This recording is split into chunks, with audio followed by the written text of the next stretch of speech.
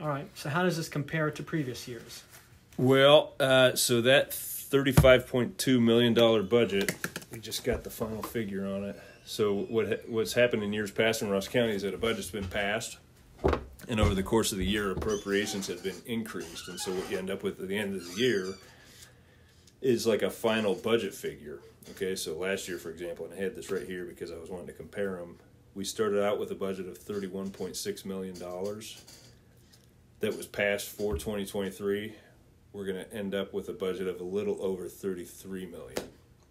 And so that's been kind of the trend. And I think that's pretty typical because what happens is you pass the initial plan. Over the course of the year, stuff comes up and adjustments have to be made. And so that's pretty common. And it's always a guesstimate. Prices will rise, situations will happen. Well, prices will rise, stuff will happen. You'll also have opportunities that come up. And so you want to be able to capitalize on opportunities if they come up. And so for whatever reason, over the course of a year, appropriations are increased to accommodate for those kind of things.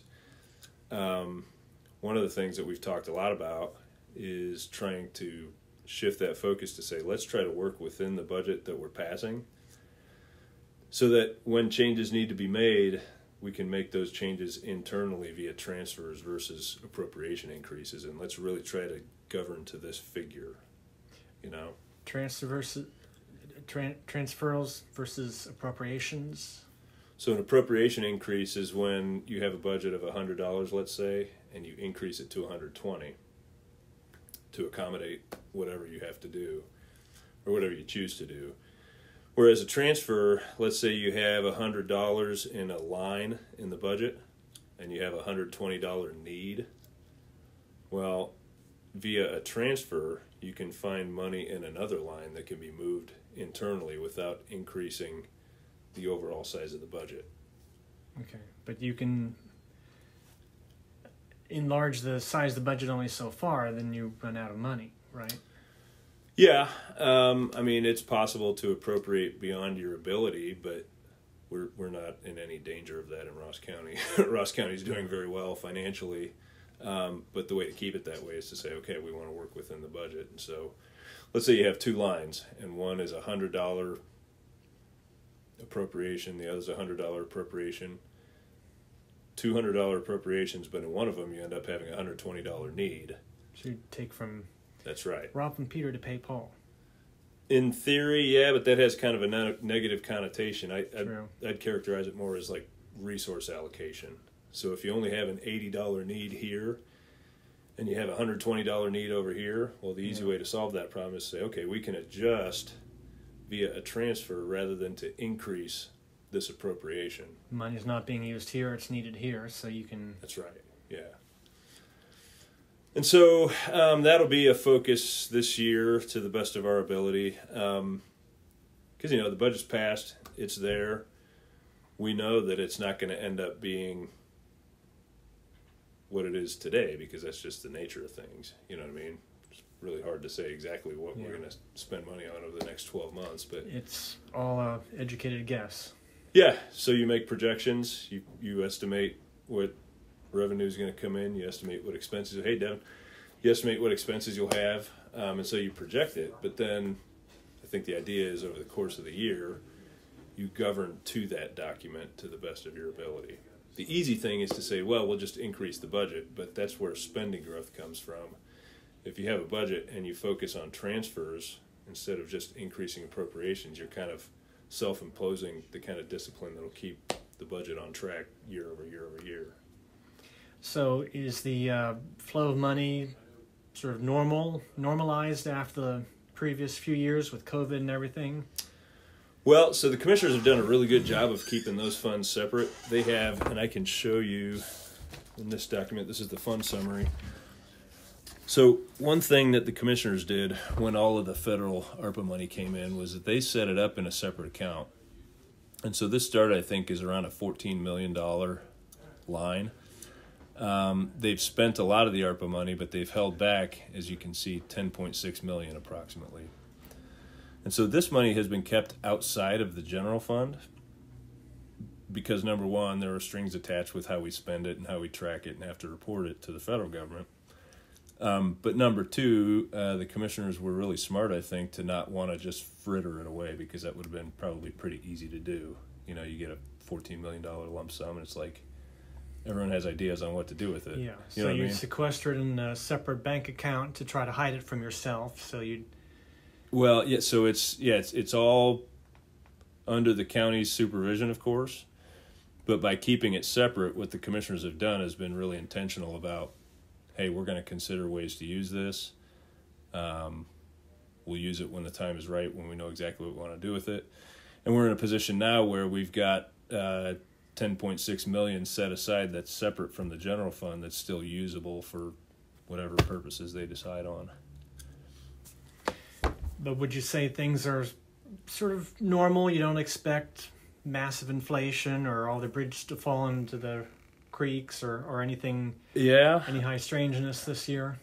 No, I mean, it's, all you can do is project to the best of your ability. But as far as what we see here in Ross County, we are cash rich. We know what we want to spend on this year, at least for the time being. There might be opportunities that come up. There might be challenges that come up. But if those come up, we have the ability to address those in this budget because of the county's strong financial position. And when you think about just the general economy, we've experienced high inflation over the last few years, but that seems to have kind of moderated at least. The question is, how do we deal with the higher baseline of costs versus where we were 3 years ago, for example? Yeah. I don't see costs going back down. I see costs flattening, at least based on what we see now. But what that means is that we have a new baseline. And so, you kind of spend in a disciplined way, knowing that things could change. And because of that, and because of the way business has been done here in Ross County in years past, we're going to have the ability to do whatever we might need to do in 2024. Okay. Yeah. And how long did it take to go through all these numbers and formulate this plan? Yeah, well, it started over the summer. It's in June. We get initial requests from all of the agencies and departments. And does the county need to do a tax budget in midsummer like the city does? Yeah. So it's really over the course of about 7 months that we do this. But we receive all the requests. We make our projections. We kind of digest it, analyze, continue to track. And then it was in November that we got back for kind of the second round of sit-downs with all the elected officials and agencies and departments and said, okay, here's what you requested. Are any changes needed? We made changes as they were requested in that second round. And then for our part here in the auditor's office, working with the commissioners, it was a matter of once we had gone through that second inspection of requests, then it was time to trim. We started with $36.7 million in requests. The commissioners knew they didn't want to spend that much, and I applauded them for that because I knew I didn't want to see that happen. So we worked together with the commissioners to identify opportunities to cut, and when the time came, we would communicate with the other elected officials and say, hey, what do you think about this? And we were able to cut, I think it ended up being like $1.7 million out of it to produce a balanced budget. We don't project to spend more than we'll take in next year, so that's good. That's a truly balanced budget. You want a ideal carryover from year to year, not too big, not too small. Well, not so much that you have a dollar figure in mind. The biggest thing is just to make sure that you don't plan to spend more than you'll take in. Yeah. Right? So the first job and the first responsibility is to make sure that we're matching expenses to revenue, and then when we're able, try to produce a surplus. This budget, we're going to carry over $17.7 million in cash in the general fund from 23 to 24. That sounds like a lot. That's it half is a of lot. what you're. It's huge. Yeah, it's huge. Ross County financially is about as strong as it probably ever has been, at least in a generation, I'd say. Even after the COVID years. Yeah, and what's really remarkable about it is that, I was mentioning earlier that Ross County has kept the COVID funds separate.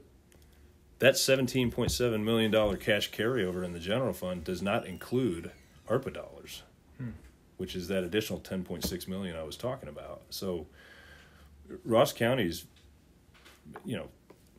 on one hand fortunate, but on the other hand, it's really been kind of intentional. The commissioners have been very good about fiscal discipline, and that's to their credit. But now it's our job to maintain that. So we start 2024 from a very strong position, and we will maintain it by continuing to watch what we spend on and spending wisely, and just kind of address what comes as it does. All right. So if anyone wants to learn more or be in contact with your office, how can they do that? Yeah, so we posted PDFs, both of the budget summary and the appropriations, on the auditor's website, auditor.rosscountyohio.gov. Send me an email, Jeff Lehner at rosscountyohio.gov, or call the office, 740-702-3080.